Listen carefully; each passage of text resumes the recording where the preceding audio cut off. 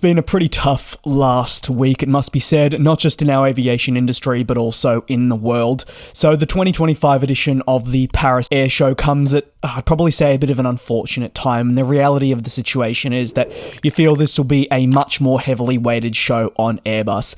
But actually, in some positive news to hopefully put a smile on your face, they've begun the show pretty strongly, with a purchase coming from Aviation, a global aircraft lessor based in Saudi Arabia, specializing in really the development of airline fleets right around the world and proving as a solution for those companies that may not be able to go directly to the source in the manufacturer. The lessor will commit to 30 of your A320neo family aircraft to elevate its single-aisle backlog right across airlines worldwide. However, it's also tapping into the freighter market in what is a real massive vote of confidence for Airbus's newly announced A350F and part of the planemaker's attempts to gather greater market share in the sector. Aviation will purchase 10 of these planes. However, as part of the deal, there is also the agreement which sees a likely increase to 22 of the A350Fs and 55 of the A320neo family planes, providing added security to meet the future demand.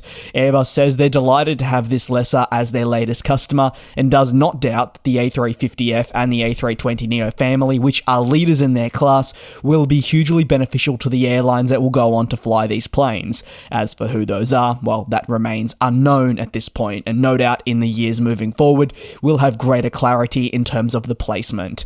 In what has been a busy few weeks for this lessor, a purchase for Airbus aircraft only follows a deal in which it announced it would add Boeing 737 MAX jets to its backlog. The Boeing part of the contract was announced a couple of weeks ago as part of a major trade agreement reached with the United States, therefore making sense as to why we got those contracts that benefited Boeing at that point.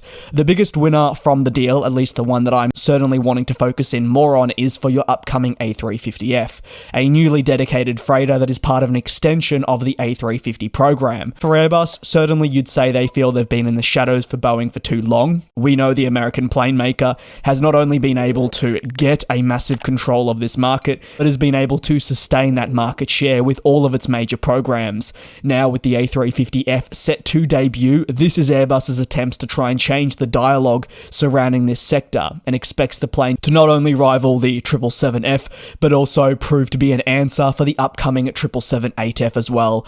A significant deal for 22 at most of the A350 freighters certainly strengthens what is currently still an uncertified model, but also goes on to strengthen the backlog years before we see this plane take to the skies. Remembering that this is day one of the 2025 Paris Airshow, and while it may look a little bit different, certainly you'd say more leaned towards Airbus, doesn't mean there still won't be a lot to cover, doesn't mean there won't be a little bit more positivity in your subscription boxes. As always, I appreciate your support. This is, I want to say now, my 7th major international airshow covered, and it's always a blast, it's always tiring, but I couldn't do it without you tuning in on a daily, and I know, I apologize, sometimes an hourly basis, but that is how these shows work, order after order, and really just a bit of positivity. Thanks for watching, and I won't say I'll see you tomorrow, I'll see you in probably another hour with another deal to report. Take care, and until then, be safe. And we'll fly.